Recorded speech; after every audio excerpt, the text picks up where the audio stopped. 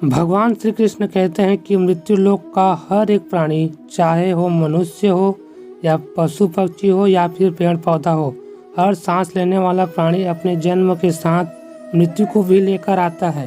हर प्राणी को एक न एक दिन निश्चित क्षण भर मरना अर्थात अपने शरीर को त्यागना ही पड़ता है। मनुष्य को चाहिए कि फल की इच्छा त्याग कर कर्म को अपना धर्म समझकर करे।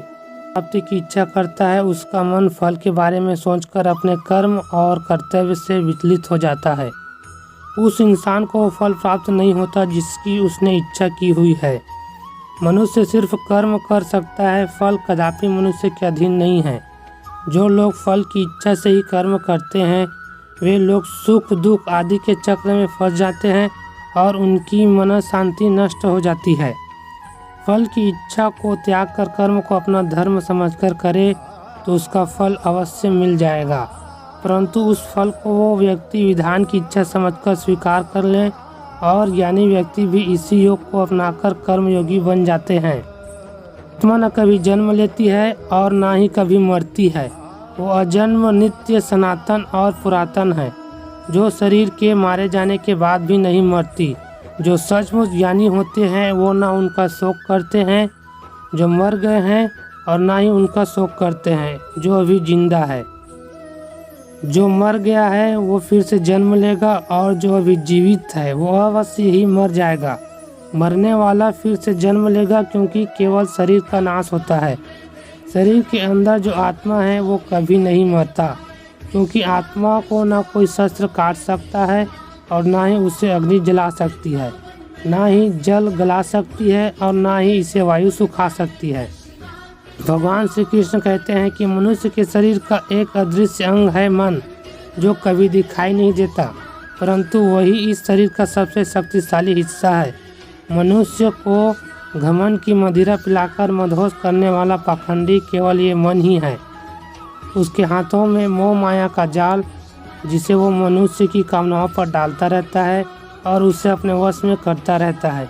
ये मन शरीर से भी मोह करता रहता है और अपनी खुशियों से भी और अपने दुखों से भी मोह करता रहता है। खुशियों भरे गीत गाता है और दुख में दुख भरे गीत गुनगुनाता है। अपने दुखों में दूसरों को शामिल करके उसे खुशी मिलती है। किसी भी मनुष्य को उसका मन जीवन के अंत तक अपने जाल से निकलने नहीं देता। अपने रस्सी में बांधकर उसे तरह तरह के नाच नचवाता रहता है। ऐसा तब तक होता रहता है जब तक हम अपने आप को मन के अधीन रहने देंगे, तब तक हमारा मन हमें नाच नचाता रहेगा।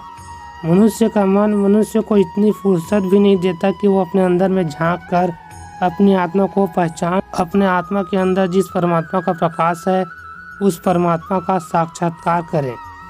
किसी भी जीवित प्राणी के लिए आवश्यक है कि प्राणी अपने मन को काबू में करके अपने अंतर में झांककर अपनी आत्मा को देखे, तब उस आत्मा के अंदर उसे परमात्मा का प्रकाश स्पष्ट दिखाई देगा और उसी को ही परमात्मा का साक्षात्कार कहते हैं। श्री कृष्ण कहते हैं कि मनुष्य का शरीर एक रथ के भांति है, जैसे आँख, कान, नाक, जीभ और त्वचा आदि इन इंद्रियों घोड़ों को जो सारथी चलाता है वो सारथी ही हमारा मन है और उस रथ में बैठा हुआ स्वामी वही हमारी आत्मा है। मनुष्य की इंद्रियां विषयों की ओर आकर्षित होती रहती है और ये सब तभी तक ही हो सकता है जब तक जीवात्मा अपने मन को काबू में ना लाए। जब तुम स्वयं मन के अधीन ना रहकर अपने मन को अपने अधीन कर लोगे तो वही मन एक अच्छे सारथी की तरह तुम्हारे शरीर रूपी रथ को सीधे प्रभु की चरणों में ले जाएगा। यदि मन तुम्हारा स्वामी है और तुम उसके अधीन हो तो वो तुम्हें माया के बंधन में जकड़ता रहेगा, और जब तुम अपने मन पर काबू पा लोगे और उसके स्वामी हो जाओगे तो वही मन तुम्हें मोक्ष के द्वार तक ले जाएगा। इस संसार में केवल दो ही वस्तु है, एक शरीर और दूसरा उस शरीर में रहने वाला शरीरी।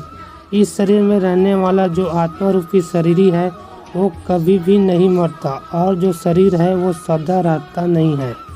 आत्मा एक शरीर छोड़ता है और दूसरा शरीर धारण कर लेता है, बिल्कुल वैसे ही जैसे मनुष्य अपने पुराने कपड़े उतार कर नए कपड़े धारण कर लेता है। आत्मा नित्य है इसलिए वो नहीं बदलती, परंतु शरीर नाशवान है इसलिए एक ही आत्मा के कई शरीर बदलते हैं।